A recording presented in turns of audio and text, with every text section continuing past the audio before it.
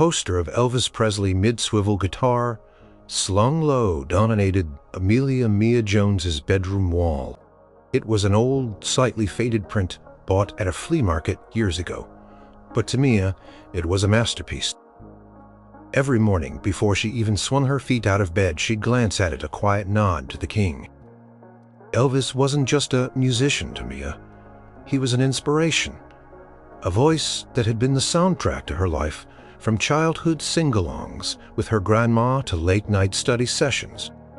His music was comfort, joy, and a reminder that anything was possible if you believed in it. Today, however, comfort and joy felt a million miles away. Mia sighed, rolling over and burying her face in the pillow. The alarm hadn't even gone off yet, but her mind was already buzzing. Not with melodies, but with numbers. Depressing, impossible numbers. Her fiancé, David, stood beside her, his arm reaching instinctively for her. Moaning sleepyhead, he mumbled, his voice thick with sleep. He was a solid, dependable presence. David was not an Elvis fanatic like her, but he understood her passion, even indulged it. He'd learned to tell the difference between jailhouse rock and blue suede shoes, can't help falling in love more times than she could count. That was true love right there. Mia turned, offering a weak smile. Morning, he pulled her closer. You're still thinking about it, aren't you? It was their wedding reception. They'd been engaged for 6 months, a whirlwind of excitement followed by a slow, sinking realization of just how much everything cost.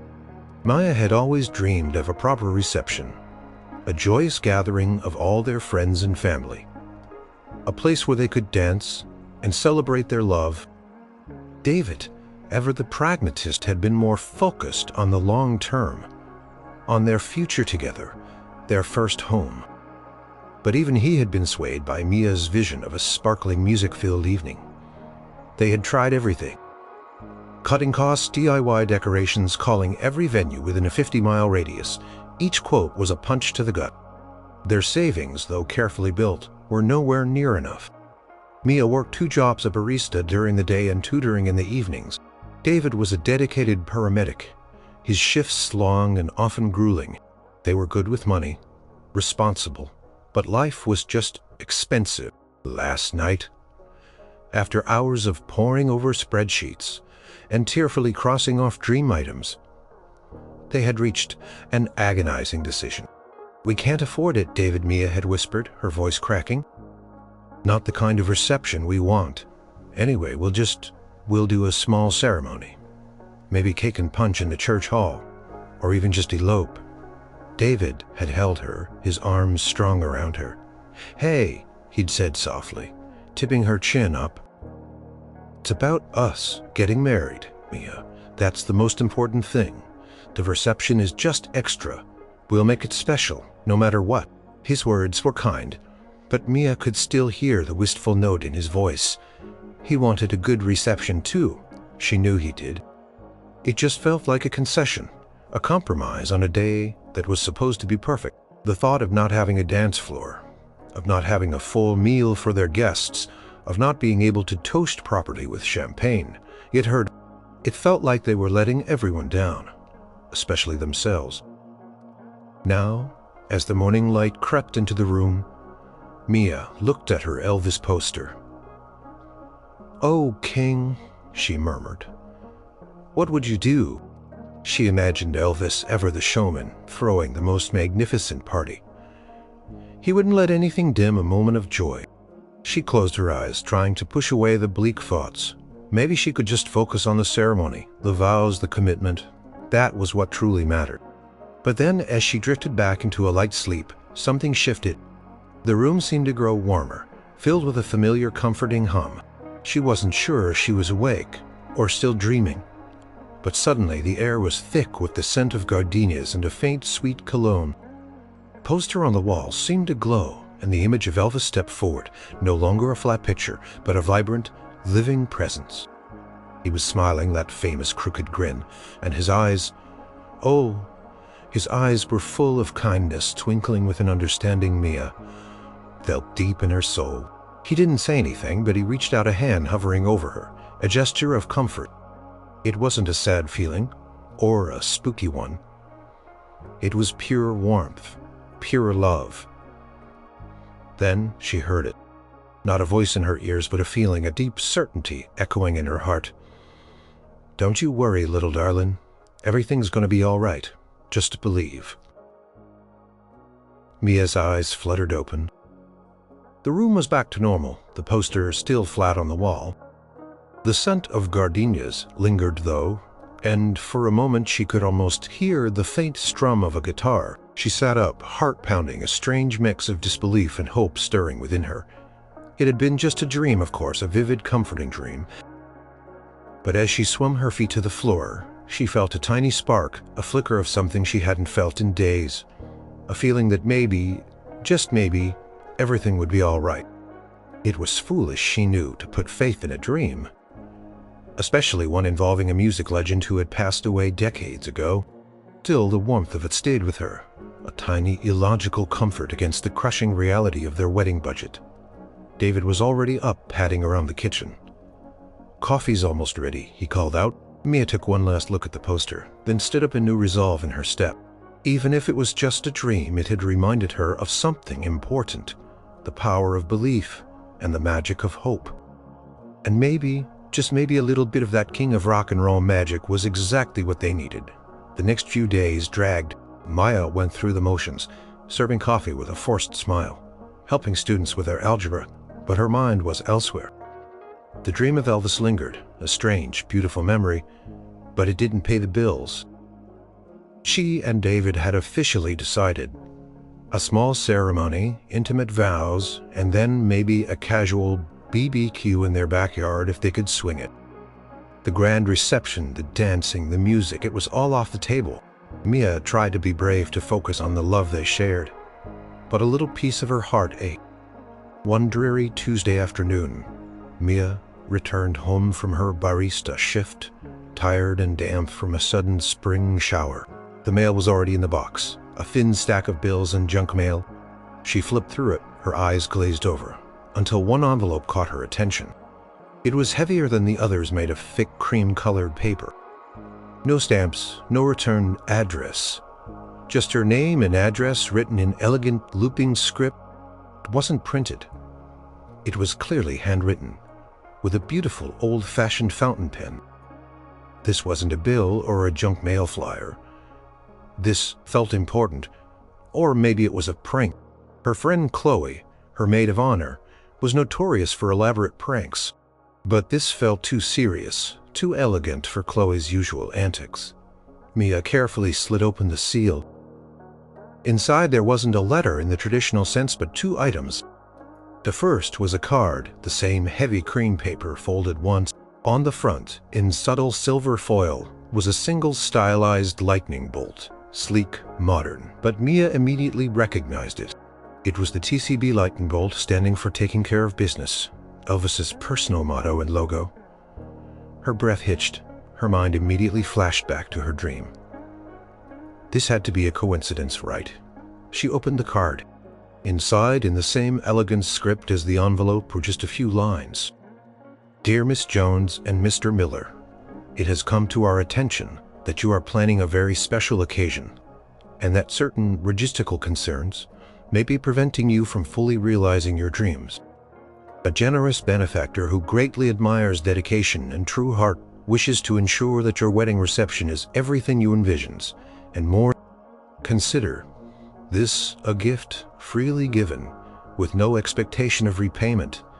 Please find enclosed a voucher for everlasting events. They are fully aware of the arrangements and will assist you in every detail.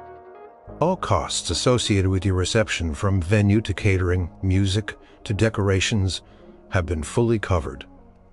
Simply contact them at the number below. Your happiness is paramount. With warmest regards and best wishes for a lifetime of joy, the management." It had to be a joke. An extremely elaborate, cruel joke. She looked at the second item in the envelope. It wasn't a voucher, not really. It was a single, high-quality, blank check, drawn on a private, unfamiliar bank, made out to everlasting events for an amount that was left blank, but with wedding reception fund covered in full, written in the memo line.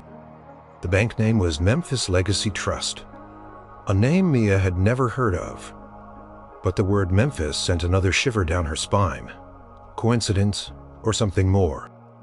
Mia sat down abruptly on the nearest chair, the elegant card and check fluttering in her hands.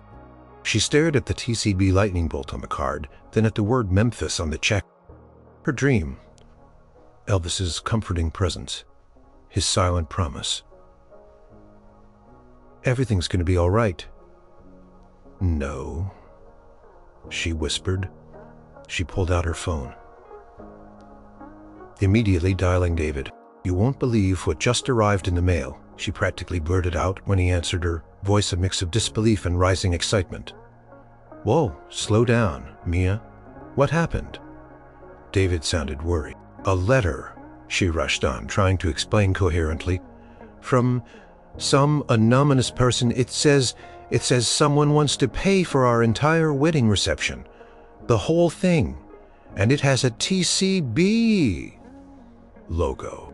Then David said slowly, "Mia, are you feeling okay? Did Chloe send you something weird?" "No, this isn't Chloe. This is different. It feels real, but impossible. Just get home, please. You have to see this." David promised he'd be there as soon as his shift ended. The wait felt endless. Mia paced the small apartment. Her heart was a drumbeat in her chest, a mix of fear, hope, and an overwhelming sense of wonder. Was this truly happening? Was it a scam? Or just maybe, was it the most incredible, unbelievable gift she could ever imagine? The memory of Elvis's smile from her dream seemed to flicker at the edge of her vision. She knew deep down that this was no ordinary coincidence. David arrived home an hour later, his face etched with concern.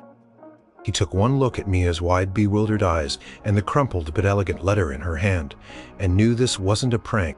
He sat beside her on the couch as she spread the contents of the envelope on the coffee table. The heavy cream card with the TCB lightning bolt, the mysterious note, and the blank check from Memphis Legacy Trust. He picked up the check, examining it closely. Memphis Legacy Trust? Never heard of them. And a blank check? This screams scam, Mia. But the paper quality, Mia countered, tracing the silver lightning bolt on the card, and the handwriting. It's so fancy. And the TCB logo. You know how much I love Elvis. It's too specific to be a random scam. Scammers are clever, honey, David said gently, though his curiosity was clearly piqued. They do their research. They know what gets people's attention. Maybe they found out you're an Elvis fan. But why would someone pay for our wedding reception? Mia argued, her voice a mix of frustration and desperate hope. No one we know has that kind of money, or would do something like this anonymously. And everlasting events. Who are they? Let's find out, David said, picking up the card again to find the phone number. If it's a scam, they'll ask for bank details or personal info. We give them nothing. Mia nodded, her heart thudding. David dialed the number, putting it on speaker. It rang only twice before a smooth, professional voice answered. Everlasting Events. Good afternoon. You've reached Mr. Thorne's office. How may I help you? The voice was calm, refined, with a slight, almost imperceptible southern lilt. It immediately sounded legitimate, not like a telemarketer or a scam artist. Yes. Hello, David began, a little hesitant. My fiancée, Mia Jones, received a letter today. It mentions everlasting events and a wedding reception fund. There was a brief, almost imperceptible pause on the other end. Then the voice replied, Ah, yes, Miss Jones and Mr. Miller. We've been expecting your call. My name is Elizabeth. Is Mr. Thorne available to speak with them, please? Mia heard a soft click. Then another voice, deeper and equally calm, came on the line. Miss Jones, Mr. Miller? This is Arthur Thorne. Thank you for calling. I understand you received our correspondence. Yes, Mr. Thorne. Mia jumped in, unable to hold back. We did, and we're very confused. Is this real? Is someone actually paying for our entire wedding reception? Mr. Thorne's voice was warm, reassuring. Yes, Miss Jones. It is quite real. A private benefactor has established a fund for your upcoming nuptials, specifically cuff to wand. It's everlasting in full calls. The benefactor wishes to remain anonymous, Mr. Miller. Their generosity is simply that a gift is no repayment. As for why, you let's just say your story and Miss Jones's particular passions resonated deeply with them. They believe in spreading joy and supporting genuine connections. Mia's gaze darted to the TCB logo on the card, then to her Elvis poster. Her particular passions. Was he talking about Elvis? It felt too coincidental, too specific. So you're saying we just plan our dream reception and it's all paid for? Mia asked, still struggling to process it. Precisely, Miss Jones, Mr. Thorne confirmed. Our team is at your disposal. We can assist with venue selection, catering, entertainment, decor, every aspect you desire. We would be delighted to schedule an initial consultation at your convenience to discuss your vision. David was still frowning, but Mia could see the dawning of wonder in his eyes, just beneath his skepticism. He was practical, but he wasn't immune to magic. No strings attached, David pressed. Thorne affirmed. Only the sincere wish for your happiness on your special day. There was something in Mr. Thorne's voice, a quiet sincerity, an almost paternal kindness, that began to chip away at Mia's disbelief. It felt right. In a way, she couldn't explain with his hand. What do you think? Mia looked at him, her eyes sparkling with a hopeful tear. I think we have to try, even if it sounds too good to be true. What if it's not? She thought of her dream again, the distinct feeling of Elvis's presence, his quiet promise. I have this feeling, David, a strange connection. Call me crazy, but I think this has something to do with him. She gestured vaguely towards her Elvis poster. David looked at the poster, then back at Mia. A slow smile spreading across his face. He knew how much Elvis meant to her. He squeezed her hand. All right, Mr. Thorne, he said into the phone. We'd like to schedule that consultation. When are you available? Mr. Thorne suggested a day and time later in the week. That worked perfectly for them. He ended the call with a warm wish for their day. As David hung up, silence fell in the apartment. But it was a different kind of silence. Now, not the heavy silence of disappointment, but a quiet, hopeful anticipation. Mia felt a strange mix of emotions swirling inside her. Relief, joy, a lingering doubt, but most powerfully, an overwhelming sense of wonder. I can't believe this, she whispered, picking up the card again, tracing the TCB lightning bolt. Do you think could it be? David put his arm around her. I don't know, Mia, but if it means you get the reception you've always dreamed of, I'm willing to believe in a little bit of magic. He paused. Even if that magic involves a mysterious trust from Memphis. Mia leaned her head on his shoulder, a genuine smile finally gracing her lips. The dream of Elvis, the TCB logo, the word Memphis, it was all too much to be coincidence. She might be crazy, but she couldn't shake the feeling that in some inexplicable way, the king had indeed looked out for her. The day of the consultation arrived, bringing with it a mixture of nerves and excitement. Mia had spent hours on the Everlasting Events website. It was sleek, professional, shooting, stunning, weddings and events, clearly a high-end operation. This only deepened the mystery. How could they, Mia and David, be privy to such an exclusive service? At the appointed time, a knock came at their door. Mia took a deep breath and opened it. Standing on their doorstep was a gentleman who looked exactly as his voice had sounded, distinguished, impeccably dressed in a tailored charcoal suit, with kind, discerning eyes behind wire-rimmed glasses. He had a full head of silver hair, neatly combed, and carried a slim leather briefcase. He exuded an air of quiet authority, an old-world charm. "Miss Amelia Jones and Mr. David Miller, I presume?" he asked, a gentle smile on his face. "Arthur Thorne, it's a pleasure to meet you both." His voice was soft, melodic, with that subtle southern lilt Mia had noticed on the phone. Mia and David shook his hand, feeling an immediate sense of calm from his presence. He wasn't pushy or overly eager, just polite and understated. "Please come in, Mr. Thorne," Mia said, gesturing him into their small living room. Mr. Thorne entered, his gaze taking in their apartment briefly but politely. His eyes lingered for a moment on the Elvis poster in the hallway, a faint knowing smile touching his lips. Mia's heart skipped a beat. Had he noticed it, or was she just imagining things? They settled onto the couch, Mr. Thorne taking the armchair opposite them.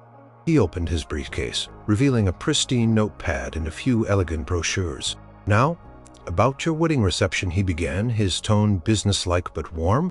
"The benefactor has provided an open budget. Our goal is to craft an event that perfectly your union. We are here to bring your dreams to life, no matter how grand or intimate." Mia exchanged a glance with David. An open budget. It was beyond anything they had ever dared to imagine. "Mr. Thorne," David said, still trying to grasp the enormity of it, "we're incredibly grateful. But we still don't understand why us. And who is this benefactor?" Mr. Thorne leaned forward slightly, his eyes holding a depth of understanding. "As I mentioned, the benefactor prefers to remain anonymous. However, I can tell you a little about their philosophy. This individual believes in the power of generosity, in spreading happiness, and in supporting those who truly deserve it. They have a deep appreciation for loyalty, for passion, and for genuine human connection." It wasn't just a random act of kindness.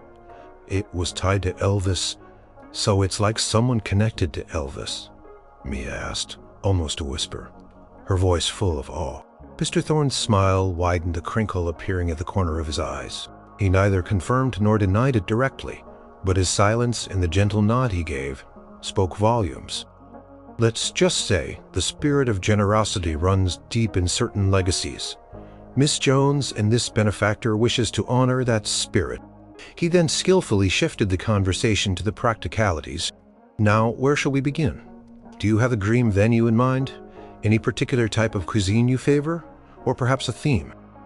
Maya, still reeling from the revelation, managed to stammer out a few ideas.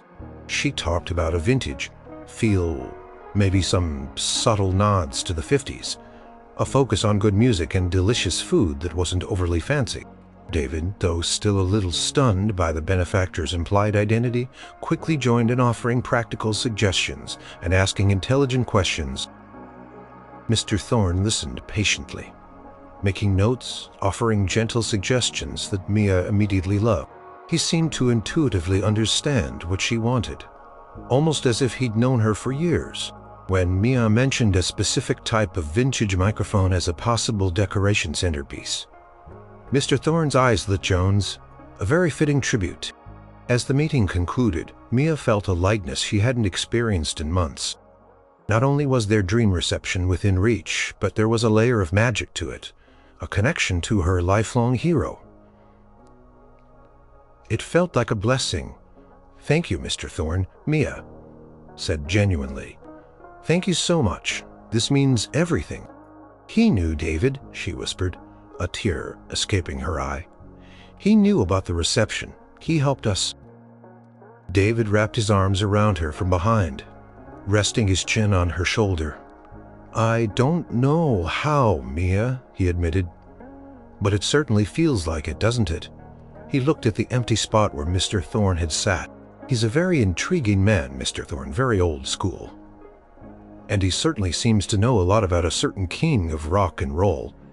Mia nodded, a profound sense of peace settling over her. The mystery was still there, but now it was a benevolent one, filled with warmth and wonder, and a promise delivered from beyond the grave that some dreams really do come true. The wedding planning that followed was a whirlwind of exhilarating choices, a stark contrast to the despair they'd felt just weeks before.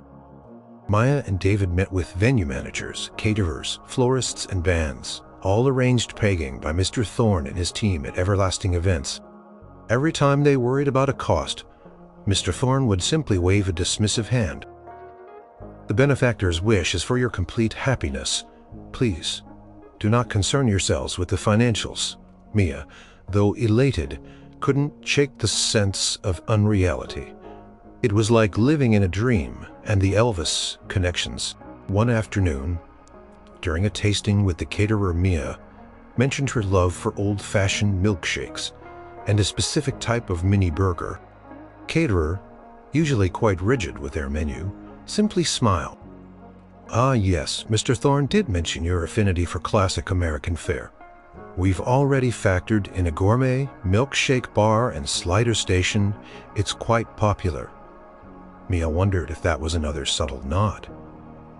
She told Chloe everything, of course. They met for coffee, and Mia recounted the story from the mysterious letter to Mr. Thorne's visit. Chloe, Mia's best friend since kindergarten, listened with wide eyes, then burst out laughing. "Okay, so you're telling me that Elvis Presley from the grave is paying for your wedding reception? Me, you finally lost it." No, not literally. Mia insisted, though a part of her still secretly wondered, it's someone connected to him, someone who knew him or was deeply inspired by his generosity. Mr. Thorne basically implied it. He said the benefactor admired my passion for a certain musical legend. Chloe leaned back, tapping her chin. A secret Elvis fund for deserving fans. That's surprisingly plausible. He was a generous guy, by all accounts. She paused, then grinned. Okay, this is either the most elaborate scam in history, or the coolest thing that has ever happened to anyone I know. Either way, it's certainly intriguing. As the planning progressed, Mia found herself constantly thinking about Elvis. She'd hear a song of his on the radio at just the right moment, or see a flash of a TCB lightning bolt logo on a passing car. Sometimes she'd even get a faint whiff of that familiar gardenia and cologne scent from her dream. A fleeting whisper on the air. It felt like he was there, orchestrating things from afar. The venue they chose was a beautiful historic ballroom with high ceilings and chandeliers. A place Mia had always admired but never thought they could afford. Mr. Thorne had simply presented it as one of the options already reserved for their date. "This is perfect," Mia had gasped when she saw it, her eyes welling up. "It's exactly what I pictured." The band, selected from a list provided by Everlasting Events, was incredible. They specialized in classic rock and roll, soul, and rhythm and blues. During their rehearsal, the lead singer, a Midak man with a surprising powerful voice, asked Mia, "Any special request, bride-to-be? Mr. Thorne hinted you might have a particular affinity for a certain king." Mia laughed, her heart soaring. "Oh, just a few," she confessed, then proceeded to list her favorite Elvis tunes, from the upbeat Burning Love to the soulful Suspicious Minds. And of course, Can't Help Falling in Love for their first dance. The lead singer grinned. "Consider it done. We might even have a surprise or two for you." Courtesy of Mr. Thorne's thoughtful suggestions. Mia was filled with gratitude, not just for the incredible gift, but for the profound sense of personal connection that came with it. It wasn't just a generic payment. It was a gift tailored to her, to them. In a way that felt deeply personal and meaningful. It felt like an extension of Elvis's legendary generosity. One evening, Mia was looking through old photos on her laptop, searching for some childhood pictures to use in a slalade for the reception. She stumbled upon a photo of her grandma, young and vibrant, dancing with a huge smile on her face. In front of a record player on the turntable was an Elvis album. Mia remembered her grandma telling her stories about Elvis, how his music had lifted her spirits during difficult times, how he represented hope and joy. Her grandma had been the one who first introduced Mia to his music, instilling in her the deep love and admiration she held. A wave of emotion washed over Mia. This gift, this incredible gesture, felt like an echo of that joy, that belief in music and love that her grandma had instilled in her. It felt like a continuation of a beautiful legacy. She realized then that the mystery wasn't about uncovering a name. It was about embracing the magic, understanding the heart behind the gift. And the heart, she was increasingly certain, was deeply rooted in the spirit of Elvis Presley himself. It was a heartwarming secret that made every step of the planning process feel even more special, a dance between reality and a beautiful dream come true. As the wedding day drew nearer, Mia and David found themselves immersed in the delightful details of their reception. Gone were the anxieties about budgets. Now it was all about choosing the perfect shade of ivory tablecloth, the ideal centerpiece, flowers, and the playlist that would get everyone dancing. Mr. Thorne was a constant, reassuring presence, always available by phone or email, and occasionally dropping by for in-person meetings. Mia found herself growing more and more comfortable with him. He was discreet, never overbearing, but remarkably astute. He seemed to anticipate her desires before she even voiced them. When she mentioned wanting a dessert that wasn't just a traditional wedding cake, he immediately suggested banana pudding, pecan pie, and fried peanut butter, and banana sandwiches. A clear nod to Elvis's famously beloved snack. Mia gasped. "How did you know that's exactly what I'd want?" Mr. Thorne simply smiled. "Our benefactor is quite particular about ensuring every detail resonates with your personal tastes, Miss Jones. They believe in exceeding expectations." Mia often wondered about Mr. Thorne's own connection to the mysterious benefactor. He spoke of them with such reverence, such genuine affection, that it was clear he wasn't just an employee. He was deeply invested. One sunny afternoon during a walk-through at the reception venue, Mia found herself alone with Mr. Thorne for a few moments. While David was off discussing the lighting with the event coordinator, Mia seized the opportunity. "Mr. Thorne," she began, choosing her words carefully, "I know you can't tell me who the benefactor is, but could you tell me a little more about why they do this? Why us specifically?" Mr. Thorne paused, his gaze sweeping over the grand ballroom, now empty, but soon to be filled with their celebration. He sighed, a soft, almost wistful sound. "The benefactor, Miss Jones, is someone who witnessed firsthand the profound impact of true generosity. They saw how a single act of kindness from someone who had every right to keep their blessings to themselves could uplift countless lives, inspire joy, and create a legacy of love." He turned to Mia, his eyes deep and sincere. "They learn from the very best. When you have been blessed, you bless others. When you have experienced profound joy, you share it. When you have been given a platform, you use it to lift others up. It is about paying forward the immense goodwill that was once bestowed upon them." Or upon such pounded, he was talking about Elvis. She knew it. The way he spoke, the reverence in his voice, the subtle hints. "So it's like carrying on a legacy," she ventured, testing the waters. Mr. Thorne nodded slowly. "Precisely. Miss Jones, a legacy of love, compassion, and a belief that everyone deserves. Our benefactor saw how a certain individual brought immense happiness to many. And when we came across your story, Miss Jones, your genuine, heartfelt admiration for that individual, your dedication despite personal struggles, your love story with Mr. Miller, it resonated deeply. It felt like the perfect alignment of spirit. It was more than just money. It was a validation of her passion, a recognition of her heart. It was as if Elvis himself, through this anonymous benefactor and through Mr. Thorne, was reaching out. "Thank you," she managed, her voice thick with emotion. "It means so much more than you know. It's not just the reception, it's knowing that kindness like this still exists, that his spirit lives on. Mr. Thorne's smile softened. "That is precisely the point, Miss Jones, to keep that spirit alive now," he said, gently changing the subject. "About those floral arrangements for the guest tables, did you prefer the white gardenias?" Mia bit back a smile. Gardenias, Elvis's favorite flower, of course. Every detail, every choice seemed to be infused with his beautiful unspoken connection. It was a secret language of love and legacy, and Mia felt incredibly privileged to be a part of it. This wasn't just a wedding.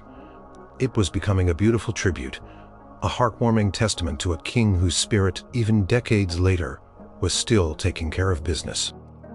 With the wedding just a few weeks away, Mia felt an irresistible pull towards Memphis. It wasn't just the word Memphis on the mysterious check. It was the entire atmosphere surrounding the reception, planning the subtle Elvis touches, Mr. Thorne's knowing smiles. She felt an almost spiritual connection to the place where her hero had lived, loved, and made history. "David," she said one evening, looking up from a Brattle magazine, "I know it's crazy, but I really want to go to Graceland before the wedding. Just for a quick trip. It feels important." David, ever supportive, didn't even hesitate. "If it feels important to you, then let's make it happen. We can swing a quick weekend trip. A little pre-honeymoon getaway." And so a week before their wedding, Mia and David found themselves in Memphis, Tennessee. The moment they stepped foot on the hallowed grounds of Graceland, Mia felt a profound sense of awe. This wasn't just a museum. It was a home, filled with the presence of a man who had left an indelible mark on the world. They walked to the iconic mansion, from the music room with its grand piano to the famous jungle room with its vibrant green shag carpet. Mia absorbed every detail, reading every plaque, listening intently to the audio tour. She felt a sense of belonging here, a deep connection to Elvis's life and legacy. As they toured the trophy room, filled with gold records, awards, and glittering stage costumes, Mia stopped at a display case. It contained various personal items, a collection of badges, some old prescription bottles, and a worn leather-bound book. The audio tour explained it was Elvis's personal Bible. Next to the Bible was a small, framed handwritten note. It was a quote attributed to Elvis about his philosophy on life. It read, "Alive is to love, to be loved, to be able to give and receive, and to bring happiness to others." Mia read the words again, and a shiver ran down her spine. It mirrored almost exactly what Mr. Thorne had said about their anonymous benefactor's philosophy. It wasn't just a general quote, it felt like a direct link, a specific echo of the generosity they were experiencing. David, noticing her intense focus, came closer. "What is it, honey?" Mia pointed to the quote. "Look at this, David. To be able to give and receive and to bring happiness to others. That's what Mr. Thorne said about the benefactor. That it was about spreading joy and kindness, continuing the legacy." David read the quote, then looked at Mia, his eyes widening. "You're right, that's incredibly similar. More than a coincidence, definitely." As they continued through the mansion, Mia's senses seemed heightened. She imagined Elvis walking these halls, his laughter echoing, his music filling the air. In the racquetball court building, now a museum space, there was a display about Elvis's philanthropy, his spontaneous acts of kindness towards strangers, his habit of buying cars for friends, and even people he barely knew. Mia felt a warmth spread through her chest. This was it. This was the source of the generosity. Not a literal ghost, but the enduring spirit of a man whose heart was as big as his talent. The anonymous benefactor wasn't just inspired by Elvis. They were actively living his legacy of giving, ensuring that his spirit of generosity continued to touch lives. As they left Graceland, stepping back into the Memphis sunshine, Mia felt a profound sense of peace. The mystery, while still veiled, no longer felt like a puzzle to be solved, but a beautiful truth to be embraced. I get it now, Mia said, squeezing David's hand. It's not about someone pretending to be Elvis or a trick. It's about someone who truly understood his heart and wants to keep that part of him alive. The generosity. Wrapping an arm around her. He definitely had a big heart, and it seems that spirit found its way to us through some very kind people. They spend the rest of their Memphis trip soaking in the city's musical history, visiting Beale Street and eating delicious barbecue. But for Mia, the true highlight was Graceland and the quiet, powerful confirmation that the king, in a way she never could have imagined, was indeed taking care of business for her wedding. It solidified her belief, strengthening her gratitude, and filling her with an even deeper sense of wonder for the magic that was unfolding in their lives. The week leading up to the wedding was a flurry of final fittings. Last minute, phone calls, and an increasing buzz of excitement. Mia and David had finished all their meetings with Everlasting Events. The venue was set, the menu finalized, the band prepped. Every detail was perfect beyond what Mia could have ever dreamed of. Mia had chosen elegant classic decorations for the ballroom, white and gold accents, soft lighting, and bouquets of white gardenias mixed with blue hydrangeas, just as Mr. Thorne had subtly suggested. The vintage microphone she'd playfully mentioned was indeed present, gleaming on a small table near the stage, a perfect and subtle nod to her hero. David, watching Mia's face light up with every new detail, felt a profound sense of gratitude. This incredible gift wasn't just about a party. It was about seeing Mia's dream come to life, about experiencing a generosity that defied logic. One afternoon, a few days before the wedding, Mr. Thorne paid them a final visit at their apartment. He wasn't there for official planning, but simply, he explained, to wish you both well and ensure everything is to your satisfaction. He sat with them for a moment, sharing a cup of tea. He looked around the apartment, his gaze again resting on the Elvis poster.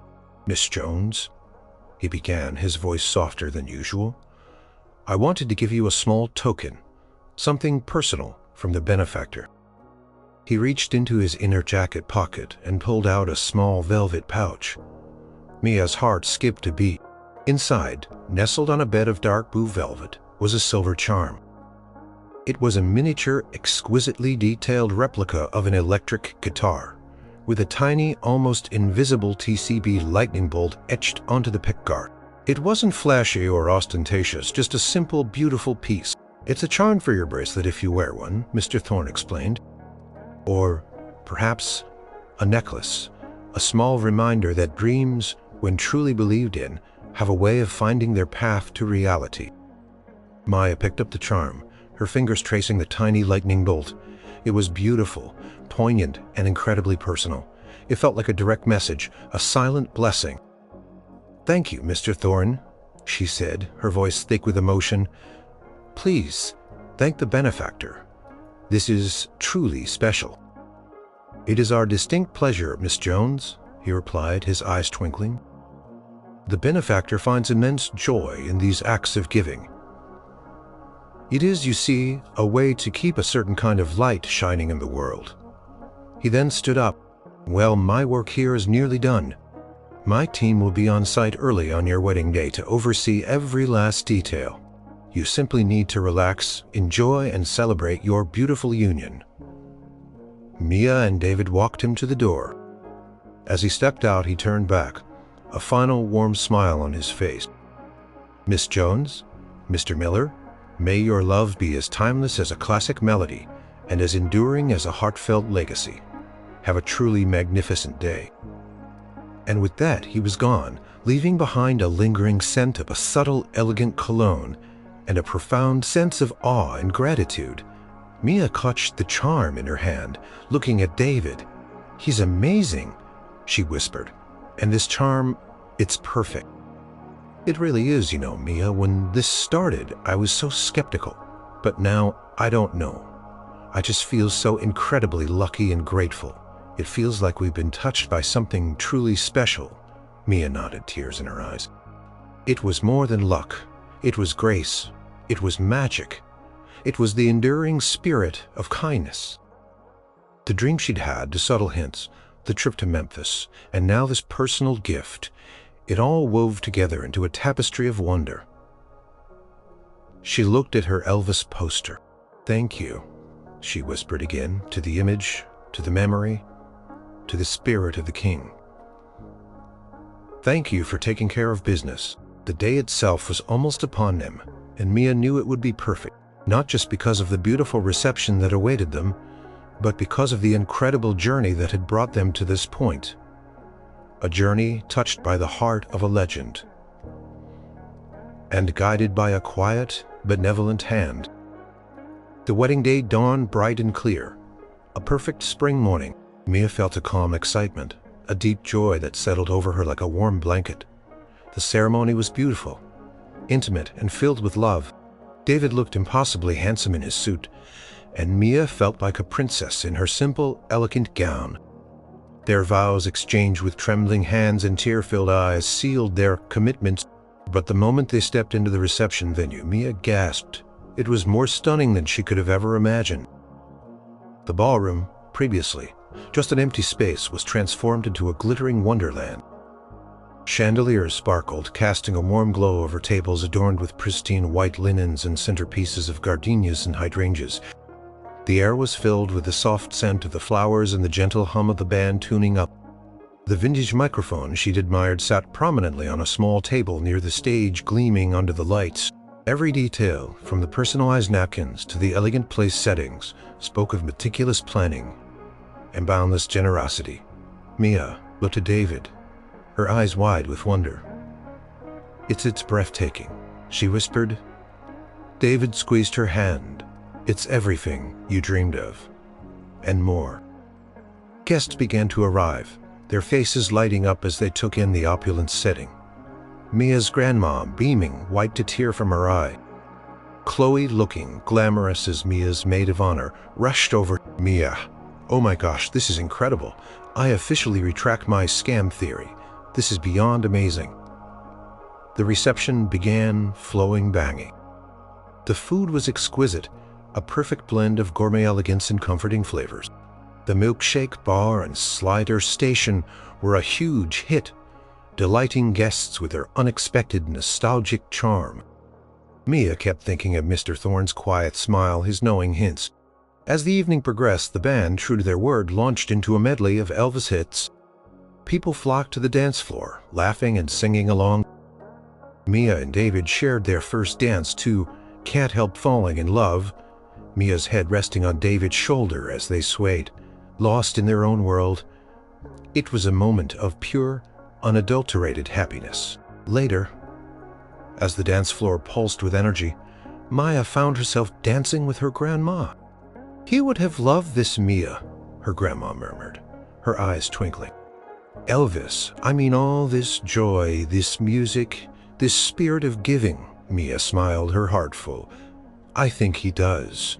Grandma, I really do." She caught a glimpse of movement near the entrance, a familiar figure in a tailored suit. Mr. Thorne? He was standing quietly, a small, benevolent smile on his face, observing the joyous scene. He wasn't mingling, wasn't seeking attention.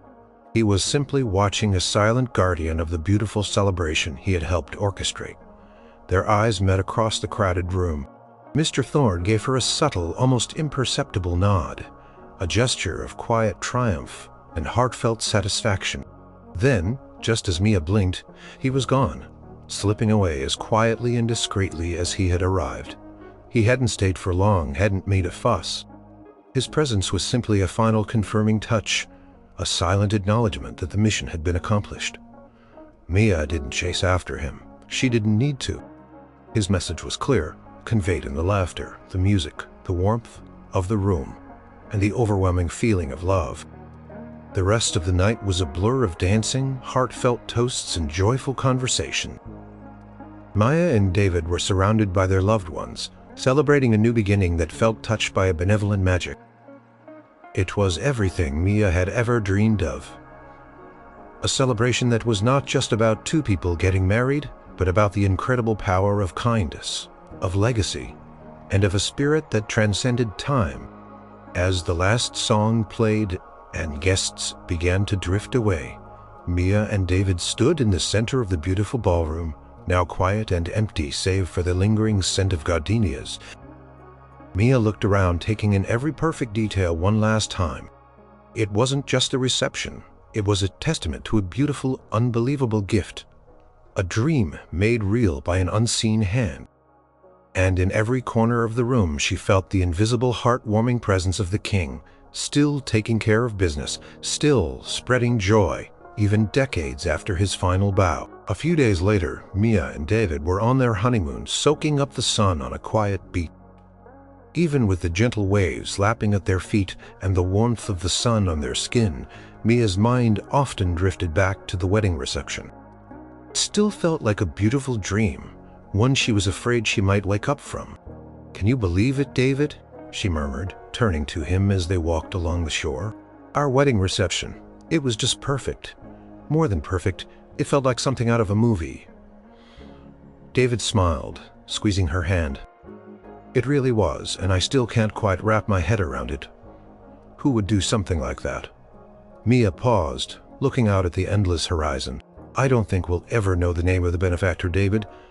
"Not really, but after everything, after Mr. Thorne and the Memphis trip, I truly believe it's someone who wanted to honor Elvis's spirit of generosity." She remembered the quote at Graceland, "Alive is to love, to be loved, to be able to give and receive, and to bring happiness to others."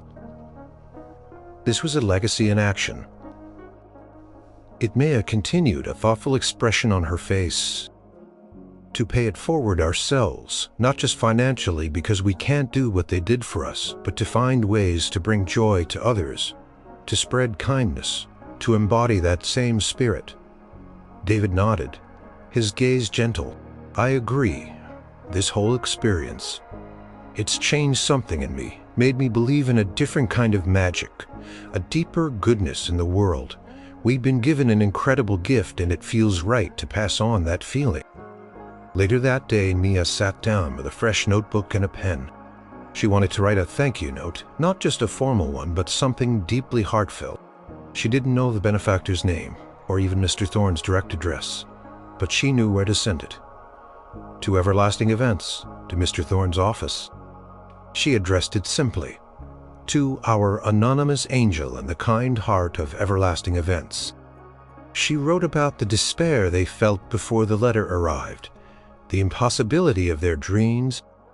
She wrote about the surprise, the disbelief, and then the dawning hope. She wrote about Mr. Thorne's quiet kindness, the subtle Elvis touches, and the profound feeling of connection she'd felt at Graceland. She poured her heart onto the page, describing not just the beautiful reception, but how the act of generosity had touched their lives, inspired them, and renewed their faith in the inherent good of people. She ended with a promise: to pay it forward, to carry the torch of kindness, ignited by this extraordinary gift.